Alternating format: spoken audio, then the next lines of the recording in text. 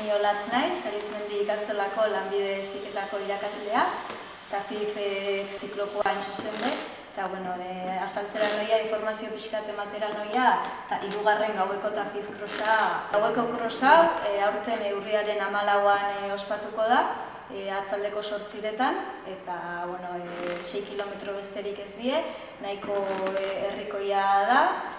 Gainera, badakizue ostiraletan eta atzaldeko 8:00 basean binte egoten da herriko kalietan eta animazio asko egoten da, orduan oso aproposa jende guztiarentzat.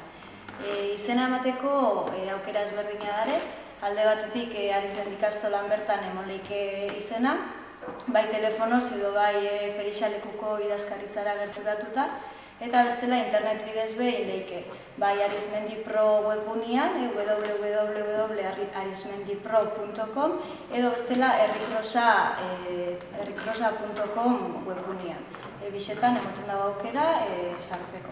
Inskripzioa 8 euro besterik ez die, eta gainera parte hartzearren parte hartzaile bakoitzari kamiseta bat oparituko jako, krosaren amaieran be lunch bat egongo dat parte hartzaile guztientzat, eta gero Arrasateko merkatariek emandako opari mordo baten sosketa egongo da.